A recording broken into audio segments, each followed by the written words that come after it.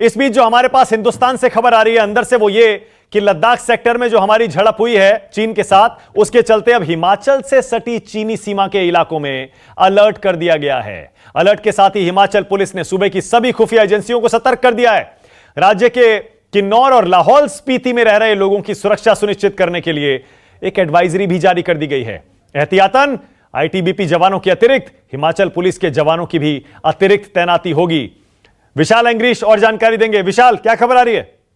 मानिक, जिस तरह से लगातार ही जो भारत और चाइना के सैनिकों की भिड़ंत भी हुई थी और उसके बाद भारतीय सैनिक भी शहीद हो गए थे, तो क्योंकि जो हिमाचल का लाहौल स्पीति और किन्नौर दो डिस्ट्रिक्ट हैं जो चाइना के बॉर्डर के साथ साथ लगते हैं, और वहां पर जो खुफिया एजेंसियां हैं उनको पूरी तरह अलर्ट कर दिया गया है, क्योंकि पहले डिफेंस लाइन के ऊपर आईटीबीपी के जवान होंगे और उनके पीछे हिमाचल पुलिस के जवान तैनात होंगे, और लगातार ही जो खुफिया जानकारियां हैं वो भी इकट्ठी की जा रही हैं, और जो संवेदनशील इलाके हैं, जहां स्थान है, वहां पर भी सुरक्षा चाक चौबंद कर दी गई है, और नागरिकों की सुरक्षा के लिए हिमाचल पुलिस की अतिरिक्त टुकड़ियां भी तैनात कर दी गई हैं। और धीरे धीरे जो तैनाती है वो जो नफरी होगी उनकी बढ़ती चली जाएगी, क्योंकि किसी भी तरह का कोई भी जोखिम हिमाचल सरकार नहीं लेना चाहती, और इसीलिए सारे सुरक्षा की समीक्षा, पल पल की समीक्षा की जा रही है।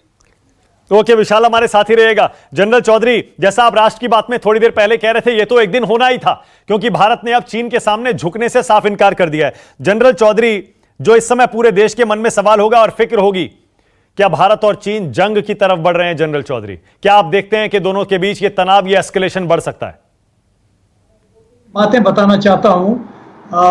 ये एस्केलेशन का मैं लास्ट में आऊंगा। पहले ये बताना चाहता हूं कि ये जो हमारी जो फौज है वो ऐसी उम्दा और प्रोफेशनली ट्रेंड फौज है जो इस दुनिया में आज की तारीख में बहुत कम जगह आपको दिखेगी, और ये बात पीएलए को भी पूरा पता है। पीएलए भी जानती है कि अगर हमने इनसे पंगा लिया तो इसका अंजाम बहुत ही डिफिकल्ट होगा और उनको इसका अंजाम भुगतना पड़ेगा। दूसरी बात मैं ये बताना चाहता हूं कि हमारे जो शूरवीर जवान हैं, हम उनको सल्यूट करते हैं कि वो ऐसी हालात में भी अपनी जान को निछावर करने के बाद भी उस जगह पर लगे हुए हैं, और चाइना को एक ये मैसेज जा चुका है कि अब भारत के सैनिक उनकी गलतफहमियां दूर करके ही रहेंगे। तीसरी बात, जहां तक एस्केलेशन का सवाल है, मैं आपको यह बता दूं कि ना ही तो चाइना और ना ही हमारा देश एस्केलेशन चाहता है। पर एस्केलेशन हो गया जनरल चौधरी। आप कह रहे हैं नहीं चाहते, मैं भी मानता हूं, हर कोई ये समझता है कि दोनों एस्केलेशन नहीं चाहते, लेकिन यहां तो एस्केलेशन हो गया। 20 जवान हमारे मरे, अगर शहीद हुए, उनके 43 जवान हताहत हुए, और देखिए क्या सिचुएशन आ गई है। तो ये एस्केलेशन तो हो गया। नहीं, बट फिर भी मैं ये बताना चाहता हूं जो होगा कि एक चाइना और इंडिया दोनों एक फुली कन्वेंशनल वॉर में नहीं जा सकते हैं। ये चाइना के लिए ज्यादा नुकसानदेह है भारत से।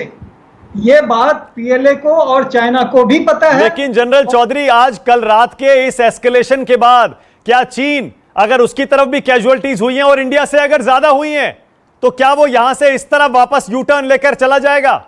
दुनिया को क्या मुंह दिखाएगा? कैसी सुपर पावर है? यही बात है जिसको हमने समझना पड़ेगा।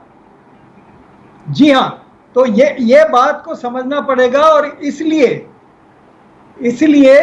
ये जरूरी है कि हमारा जो एलएसी मैनेजमेंट है उसको प्रोएक्टिव एलएसी मैनेजमेंट करना जरूरी है, और हम चाइना को रिएक्ट कराते रहेंगे। ओके, यानी हमें रिएक्ट करने के बजाय हमें प्रोएक्टिव होना पड़ेगा ताकि चाइना रिएक्ट करे।